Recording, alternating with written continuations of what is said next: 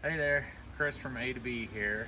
We were out last weekend and noticed how nasty and wet it was over the weekend around here and saw a lot of accidents that may or may not have been tire related. So since the weather took an awesome turn here in Indiana today, we're going to use this opportunity to talk about a little bit of tire safety and checking up for fall, since we had a little bit of warm weather pretty late in the season and everything's turning pretty quick on us. So a lot of people may have put off tire inspections and tire safety. So we wanted to start with the International and show you what a tire is not supposed to look like. If the tire's smooth, if it's not on a race car, you got a problem. But this is pretty extreme, not necessarily what somebody would try to be driving on, but I have seen it. So let's go look at some other stuff that might be a little more towards modern cars.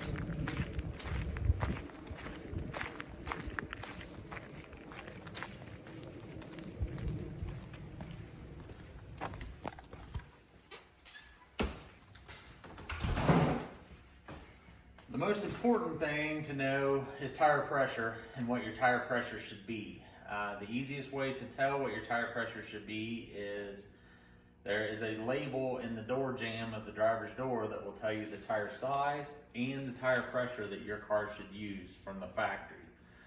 Since about 2008, these labels have been fairly bright colored and easy to tell. It tells you everything you need to know, especially for this car.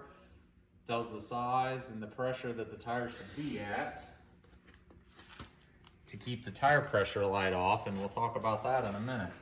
So this sticker says that these tires should be at approximately 30 psi. So most people are going to have a gauge. Most people are going to have a gauge that looks something like that, something about that size. I'm going to use a bigger one for demonstration purposes, and it makes it easier to see.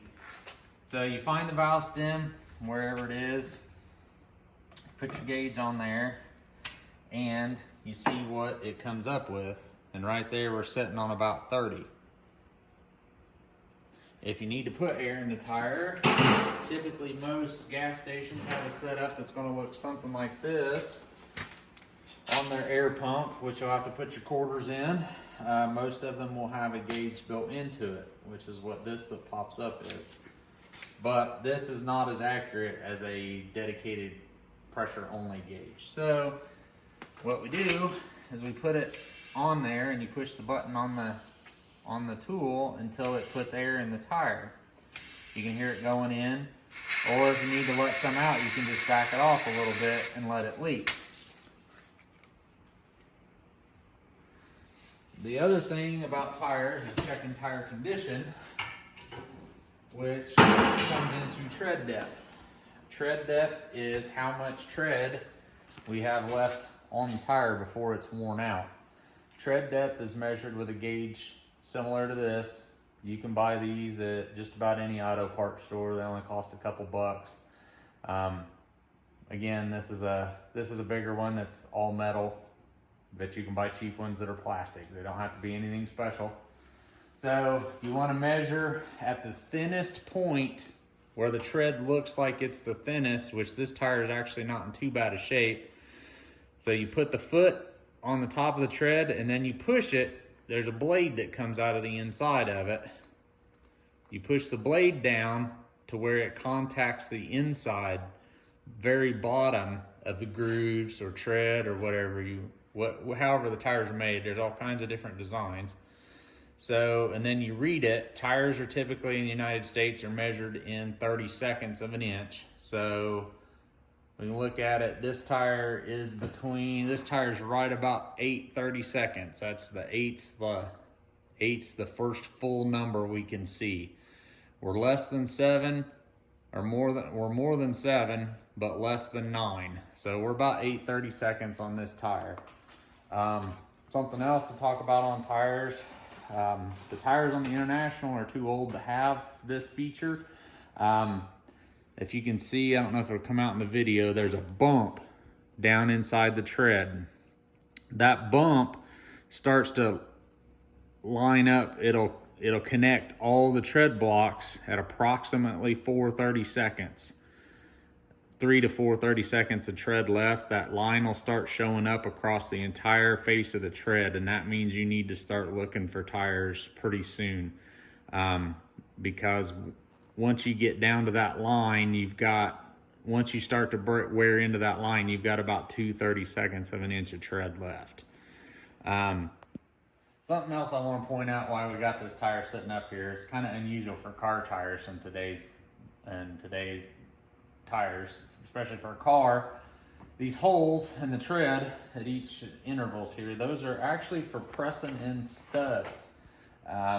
Used to be common years ago to press studs into regular tires or snow tires. Probably heard the term studded snow tires. That is pretty common. Was pretty common. Not needed so much today because tread patterns and tire compounds are better, and we treat our roads better. Maybe depends on what you think about treating the roads. Personally, it's pretty hard on the car, so I don't care much. I'd rather drive on a little snow, but. Anyway, the other thing I wanted to talk about is you've probably seen that little yellow upside down horseshoe looking light come on in your car. The tire pressure monitoring light is telling you that you have a tire low. What that is there is a sensor similar to this one inside the tire that when the tire is spinning over 20 miles an hour, this sensor activates. And the pressure that it senses, it sends back to a receiver in the car, and that's how it determines what the pressure is and when you have a low tire. GM cars typically will tell you which tire it is. A lot of other cars won't. A lot of Hondas and Toyotas, they don't necessarily tell a specific tire unless you have a really high-end model of those cars. They just give you a generic low tire light, and you still have to check all 4 of them. It's still a good idea to check all 4 of them, even if you've got a car that tells you one's bad, because the location of this sensor telling you which tire is low is only as good as the last guy that worked on the car to make sure that they actually put them in the right spot, especially General Motors vehicles. A lot of vehicles like Chryslers will actually figure out where they go, where the sensors have moved to during a tire rotation. GM cars especially will not. So just because it's telling you, say, the left front tire is low, doesn't mean that it's on the left front. That just means that's the last point the car knew it was at. If the tires have been rotated and somebody didn't perform the full learning procedure to change the positions with the car doesn't know that that left front tire might now be on the left rear. So it's still important to check them all. And especially inspect them all to see if one does look obviously low, but it's a good practice to just go ahead and check all of them. The other thing I'll show you with the tire pressure monitoring.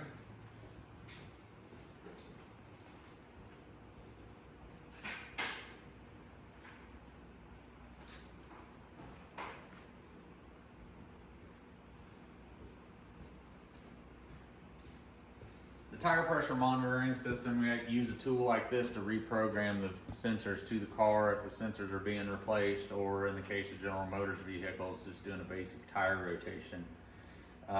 Let's see, I'll see if, I don't know if any sensors work on this car. I should have checked that ahead of time, but we'll do what we can here. And I'll show, I know this car did have a low tire light on before I brought it in here for other repairs.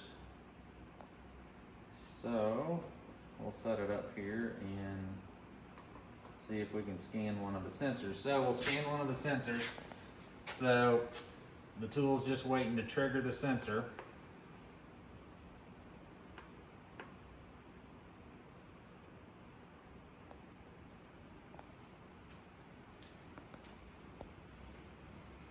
We'll see if it works here. Like I said, the low tire light was on, or the tire system light was on in this car, so I don't know if it has any functional sensors in it or not.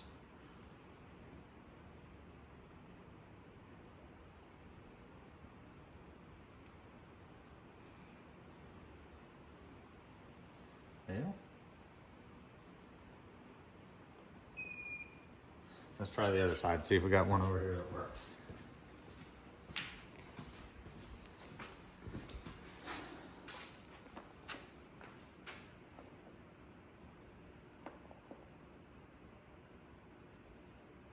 These tires should have tire pressure monitoring system in it. Most all American cars started phasing in 2007, but by 2008, all American cars and light trucks, other than 1-ton trucks, had to have tire pressure monitoring systems installed from the factory. A federal requirement. Doesn't look like this one has one that works either. The general life of these sensors is somewhere around 7 years. That's what their intended lifespan was. These sensors have a built-in battery in them that powers the sensor electronics. I don't know if we can get this close enough to the camera. This circle spot, this white circle in here, that's the battery. That battery is not replaceable, but it's like a battery that goes in a watch or goes in your key fob for your remote control on your car. And they do wear out. The battery only lasts so long. The general lifespan's only somewhere around 7 years. I've seen them last a lot longer. I've seen them not last at all.